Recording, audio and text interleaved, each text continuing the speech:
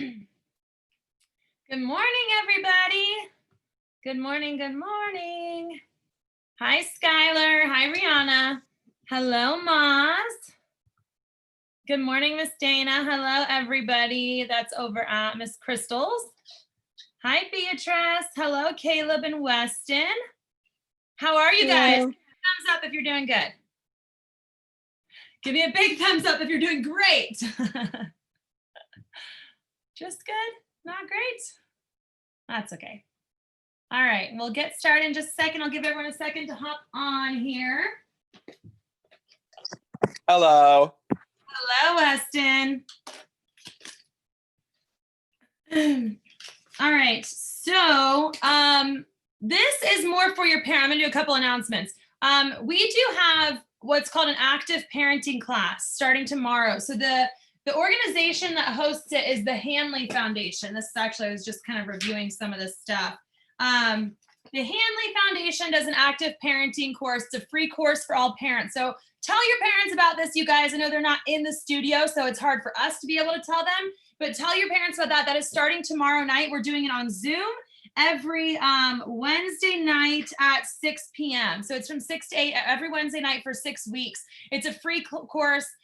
It's really good. It's really good. So if your parents have any questions about it, tell them to give me a call and I can answer anything that they would like to know about it.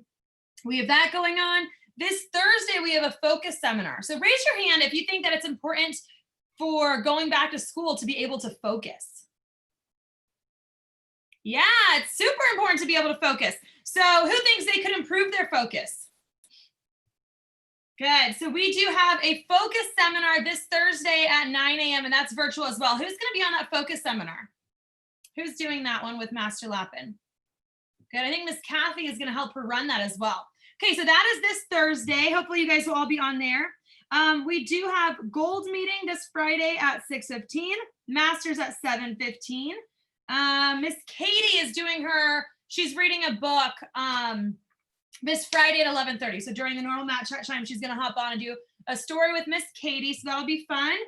And then let's see. I think that's pretty much it. Those are the big announcement things. Next Saturday, the 15th, is the promotion parade. So we'll give you some updates about that pretty soon. I think that's it. So let's go ahead and do stars. Does anyone have any stars to turn in? Any character building sheets? Miss Olivia, how many do you have, my dear? I have 1 star for the facts about China. Good, good. Do you want to go ahead and share those facts with us? Share one of them with us. Okay.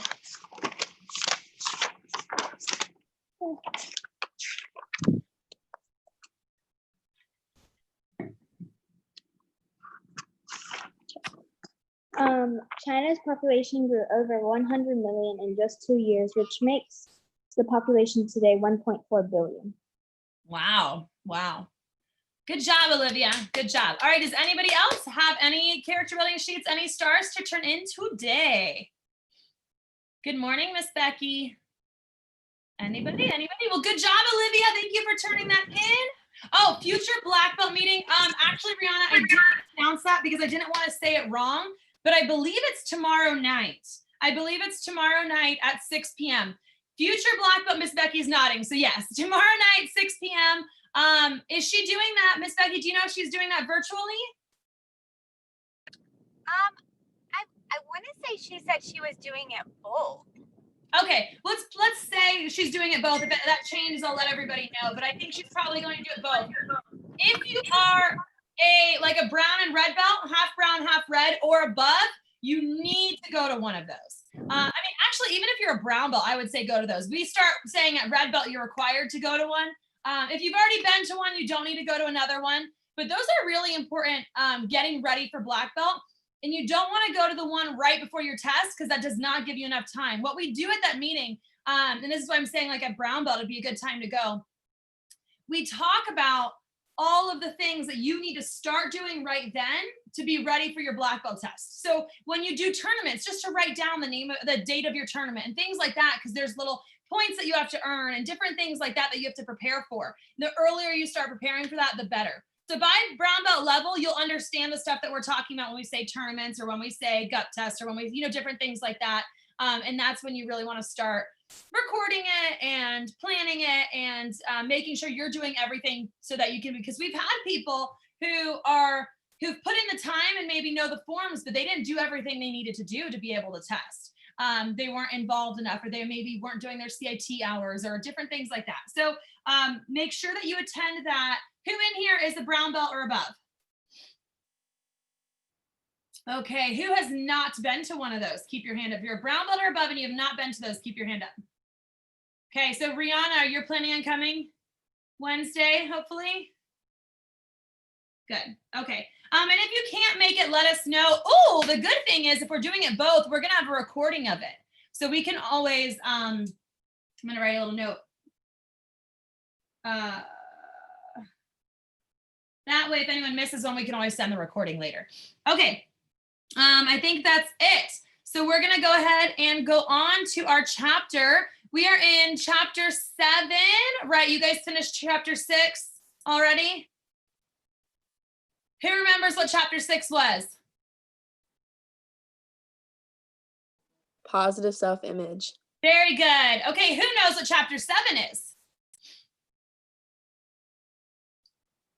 Anybody? Anybody? All right. Chapter 7 is positive self-direction. Positive self-direction. So who can tell me, oh, let me change that. Who can tell me what do you think that positive self-direction means?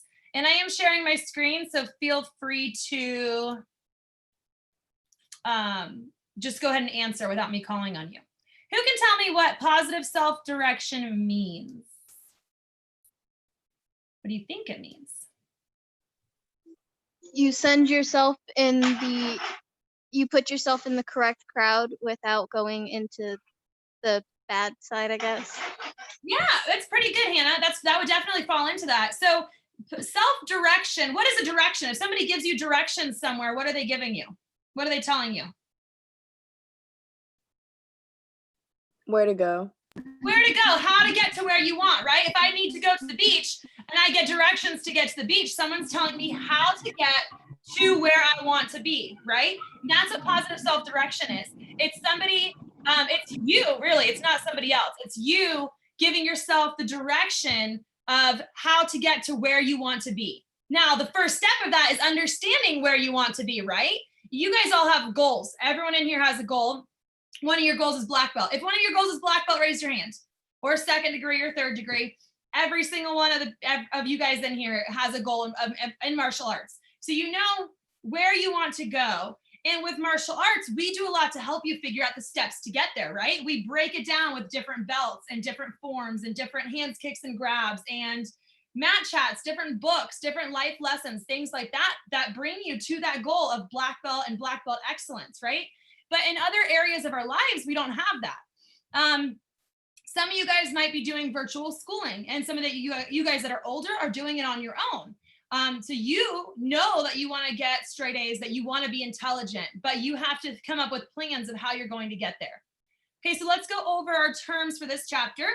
So antonyms are aimless, non-specific, wandering, right? So if you do not have positive self-direction, you have no idea where you're going, where you want to be, what your goals are, what you're doing today. And there are people who live by that.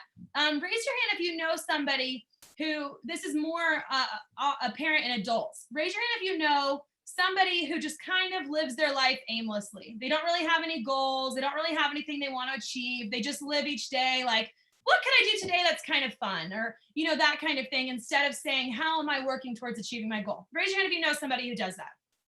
A lot of kids do that, right? Because they haven't set goals yet. They don't know, and they have their parents who tell them what to do and where to go and when to do it and things like that. They give you the direction. But part of being independent and being self-disciplined is giving yourself that positive self-direction. All right, so some synonyms, which means it means similar to the same thing.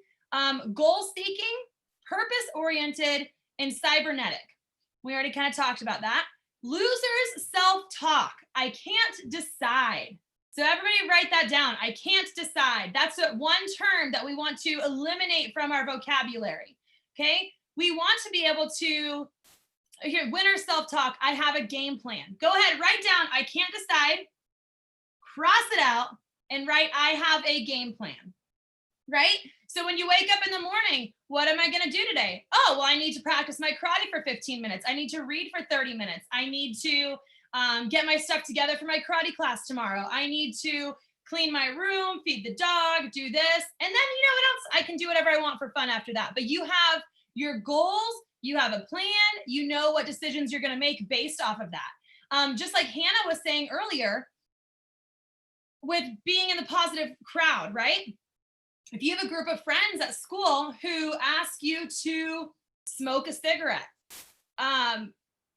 when you see people who fall into peer pressure, it's because they don't have positive self-direction. You guys all know you don't want to be the person who smokes or who drinks or who skips classes. You want to be the person who's making good choices, who's responsible, who's achieving their goals, who's excelling academically. So you work towards those things. So when someone comes to you and offers you a cigarette, it's very easy for you to say no, because you know what your goal is, you know where you're going, and you have that self-direction to get there.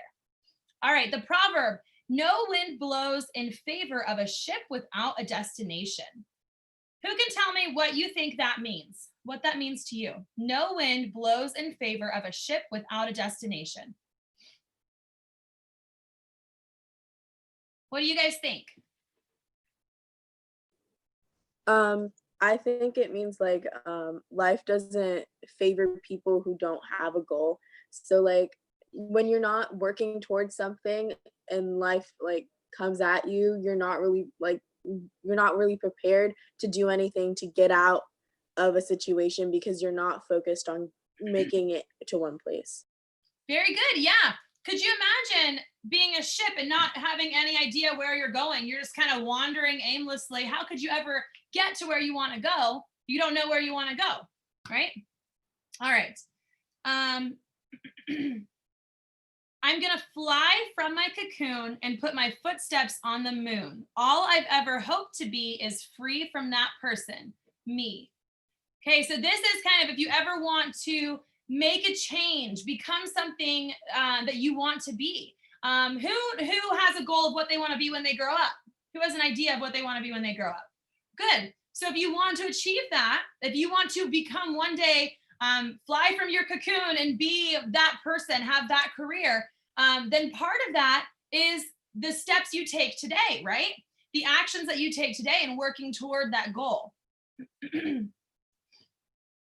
Okay, positive self-direction. Winning black belts have clearly defined goals and purpose, which are constantly referred to on a constant basis. Winners are role and goal driven, and they get what they see. So they set goals, or they know who they are, what their roles are. If you're a martial artist, if you're a student at school, if you're a brother, a sister, a daughter, a son, a cousin, you know what your roles are. If you're a parent, you know what your roles are, and you live and you fulfill those roles. And then they also set goals, and they're goal driven, and they work towards achieving those goals every day, and they make decisions that are congruent with those goals, right? So if my goal is to lose weight, I'm not going to eat 5 pizzas today, am I? No. All right. So January is goal setting month. Who remembers setting goals back in January? Good. Now, you know, I'm going to add a little thing. Right now, we're over halfway through the year. It's a really good time to look back at your goals, look at what the goals you set in January were, and review them and analyze them. See if you're on track to achieve them. If you've already achieved them, that's awesome. Maybe you already need to set some new goals for the rest of the year. If you are off track and you aren't on track to achieve them, maybe you need to change some habits or focus on that goal a little bit more. Okay, so make sure with goal setting, make sure you know what you want and you set SMART goals. Who remembers what SMART stands for? What does the S stand for? Specific. Good. What does the M stand for? Measurable. Good. What does A stand for? Attainable. Good. What is the R? Relevant. And the T? Timetable. Timetable. Very good. Very good. Okay. So make sure you have a plan to achieve any of your goals, right? If your goal is black belt, you all do have little incremental steps to get there. So first is, your next belt. You have all of these belts in between there. And then in between those belts, you have earning each of your stripes, your form, your hands, your kicks, your grabs. In between there, you have practicing and getting better with your technique, attending classes, things like that.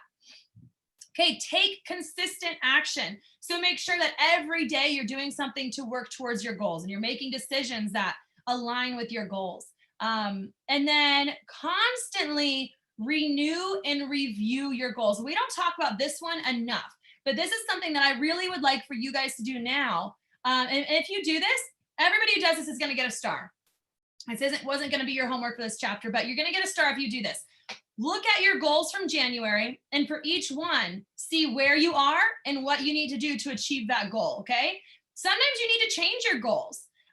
Maybe if my goal was to test for my black belt in April and I just broke my leg, I'm gonna maybe have to readjust that goal. Maybe not, I don't know. But you might have to readjust your goals. If your goal was to do something on your school's soccer team and you're not going to have a soccer team now, you might want to readjust that goal and modify it a little bit. And that's fine. There's nothing wrong with changing or modifying your goals as long as you do that, though. Because if I just kept that goal and I knew I could never achieve it, then it's silly to even have that goal.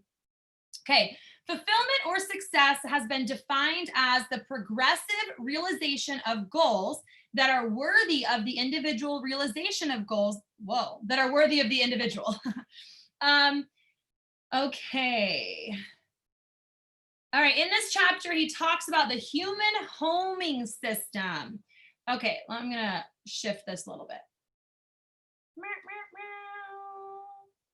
All right, the human, who read this chapter and wants to tell me what the human homing system is?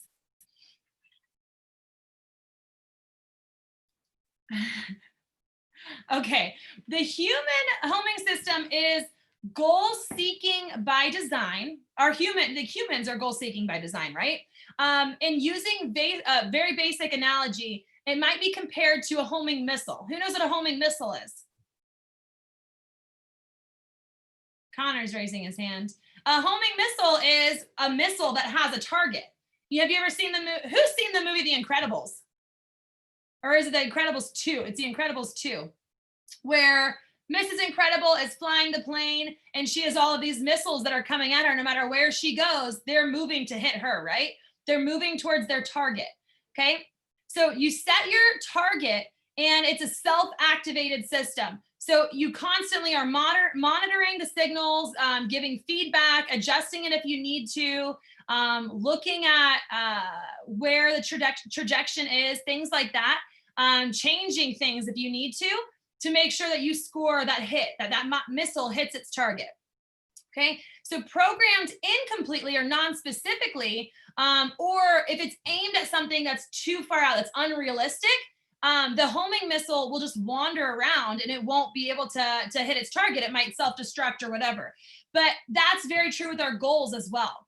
If you set a goal that's not smart, if it's not specific enough, if it's not attainable, if it's not relevant to your life, if you don't really care about it, if it doesn't have any kind of timetable, your missile is never going to hit its target. You're never going to achieve your goal. You have to make sure it's a smart goal. That way, you become like that missile and you're on an automatic track to hit that goal. Okay, so set a goal that this self-motivated system constantly monitoring self-talk and environmental feedback about the goal and adjusting the self-image settings in your subconscious makes every decision to reach that goal. Who has ever done that where you set a goal and it's a really smart goal? It has all of the things that are on there. It's very, very specific. It's measurable. It's attainable. You really want it. You have a timetable set and you set milestone goals for it. You set steps of how you're going to achieve it. And then it just happens without you really having to put in so much effort. You start creating habits. You start making decisions based on that goal. Who's ever done that? Some of you guys have. Good, good. Okay. And if not, then maybe you need to look at your goals and say, how could I make this more specific? How can I make this? And it's always in the beginning, you have to change some of your habits and things like that, but then it just starts becoming natural for you achieving that goal. All righty. Where am I? Okay, the human necessity for purpose. So in this book, the author, Dr. Whately, references work done by Dr. Frankel, who was a survivor of the Holocaust and Nazi concentration camps. He talks about his knowledge firsthand from the objective evaluations of distinct human living within that daily probability of death. So everyone in here knows about concentration camps and the Holocaust, right? Raise your hand if you do. Okay, so this is someone who lived through this, who every day did not know if he was going to make it, if he was going to survive, if he was going to be tortured, if he was going to be murdered, what was going to happen to him. But he talks about the people who were able to survive through starvation, through torture. These are people who had a purpose for their existence. They had a reason to want to survive. And the people who had no reason to want to survive, if they maybe didn't have a family or they didn't have something they wanted to go to afterwards, they had no reason to stay alive, they died very, very quickly. So in the camps, different inmates told Frankel, the other survivor, that they no longer expected anything from life. And that's who we're talking about, the people who just had no direction, no goal, nothing, no hope that they were looking forward to, right? Okay, life, this is a quote from in here. Life was expecting something of them. Life asks of every individual a contribution, and it's up to that individual to understand what it should be. And that's true for us, right? You guys all have incredible things that you can achieve. But if you don't say, I want to achieve these, if you don't figure out what you want to do, you're never going to achieve those great things. Here's another quote. Where there is life, there is hope. Where there are hopes, there are dreams. Repeated, they become goals. And goals become action plans and game plans that winners dwell on in intricate detail. Know that achievement is almost automatic when the goal becomes an inner commitment. When you guys really decide, I'm going to do this, I'm going to achieve this goal, these are the steps I'm going to take. These are the habits I'm going to create. These are the things I'm going to change in my life. That starts to become automatic. It happens. You just achieve your goal. All right, a ship without a rudder. Okay, he says that about 95% of humans are ships without a rudder. So who knows what the rudder does on a boat? Anybody know what the rudder does?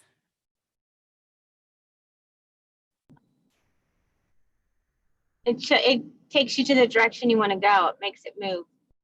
Yeah, your rudder is right here. This is the rudder right here. That's turning the boat in the direction that it needs to go. 95% of people do not have a rudder. So saying they have nothing guiding them to where they need to go. So winners know that the most important time frames are the groups of minutes in a day.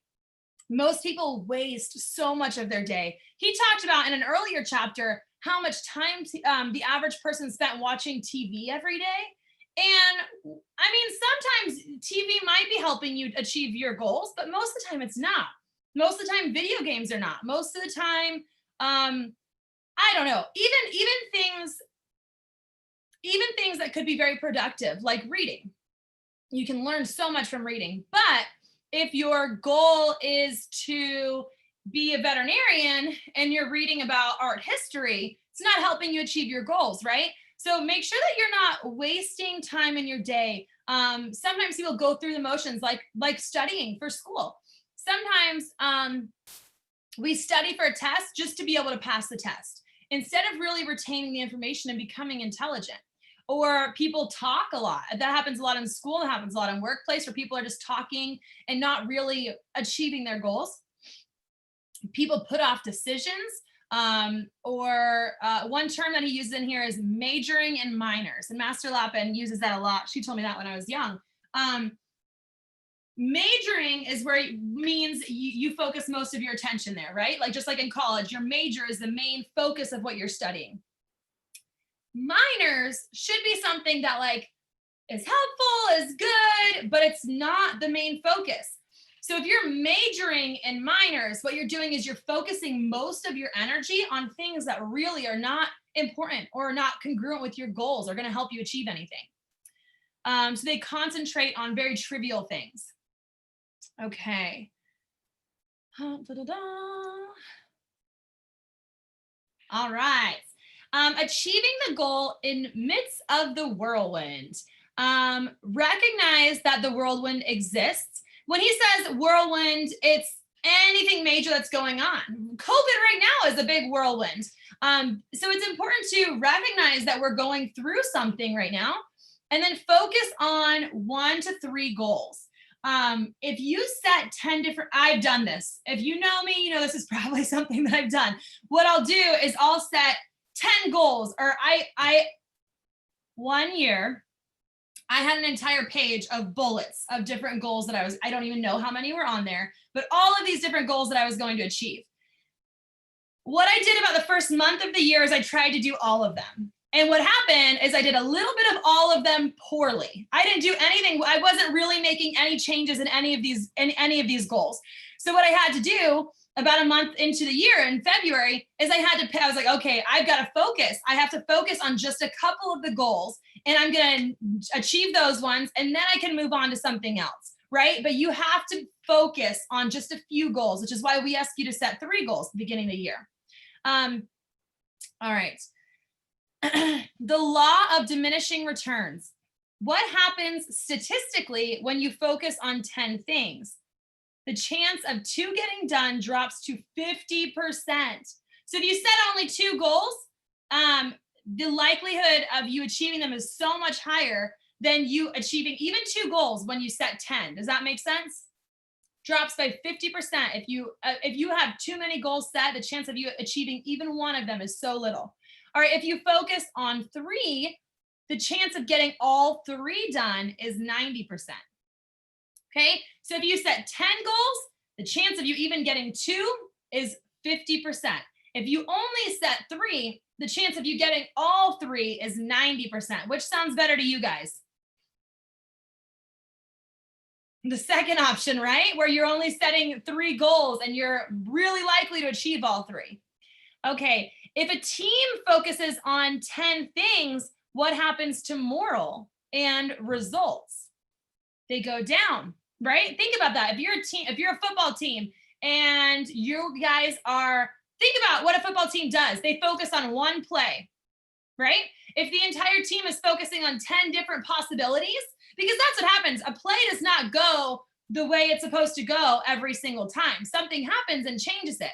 But the team does not focus on the 10 different options. What they do is they focus on one thing, and they're like, we're going to make this play happen, and we're going to do whatever we can to stay on track with this one play. Okay, the goal of today can become part of the daily whirlwind tomorrow. So think about little things like brushing your teeth, practicing your karate, saying 3 things that you're grateful for every morning.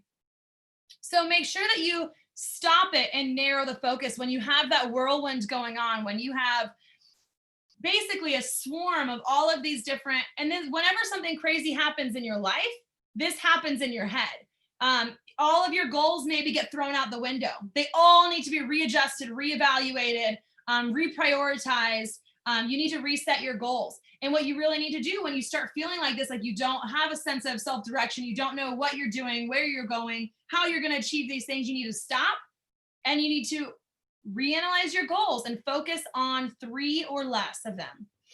Okay, the goals below have to support the goals above. So create the finish line. Find out where you want to be in the end. Begin with the end in mind, right? From 7 habits, begin with the end in mind, and then set your goals in support of your end goal. Lead versus lag. And this is our last one. Okay, act on the lead measures. So lead measures are predictable and influenceable. Lag measures are the goal. This is where everyone normally resorts to focusing on what happens to moral and motivation when you focus on the lag. What do you guys think? Lag measures are the goal. So what happens when you focus on your goal?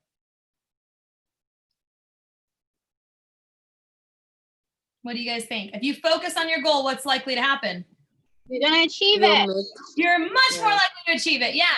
So make sure you identify what the lead and the lag measures are. So, okay, what happens? And this is something, if you really want to, we don't have a ton of time to go into this more. If you want to understand these and be able to really identify your lead and your lag measures, read this chapter in the book a little bit more. Okay, finish the line X to Y by when. So from where you start, where you end by this time. So set a SMART goal. That's what he's telling you to do. Finish this line. So kind of fill in this formula. So green belt to black belt by April 2026 or whatever your black belt goal is, right? And we do that with you guys. We do a lot of practice on that. Okay, I'm going to read this last one. So JFK said that when we were going to make it to the moon by the end of the decade, JFK said that we were going to make it to the moon by the end of the decade. What did he do when he said that? He drew a line in the sand. So make sure that you guys are drawing those lines. Make sure that you are setting SMART goals and saying, we're going to do this. We're going to achieve it. You start visualizing it. Okay, Jim Lovell said that Neil Armstrong would go down in history with Columbus. It wasn't a miracle that we went to the moon. We just decided we were going. So they didn't just like stumble upon this trip to the moon. They all said, we are going to do this by this time, and they made it happen. Okay, so your homework for this chapter, I want you to focus on the lead measures, the 80-20 rule. So write down a clearly defined goal, something that you want to accomplish this year, okay? And if you don't have a goal set for this year, set one. That's part of your homework. And then write down 3 lead measures that support that goal and that you can accomplish this year. And then make it happen. So go tackle those 3 lead measures this week, okay? So think of, there's a little note on here that I added, but think about a time where you might have felt helpless and possibly lost hope or faith or optimism. What are some things that you could have done differently to have turned that around based off some examples in this chapter? So that's another thing that you guys can think about. But this is your homework for this week. So lead measures are predictable and influenceable. So those are things that you can control, maybe habits you can create, steps you can take right now to achieve your goal. So write down your clearly defined goal that you can achieve this year. Write down 3 habits, steps you can take, things you can do that will support that goal. And then I want you to make those happen. But those 2 things are the parts that you need to write down. All right. Does anyone have any questions? All right. Well, I'm glad you guys were all on here with me. It was good to see everybody. I hope you guys all have a wonderful day, and I will see you guys tomorrow morning. Bye, guys.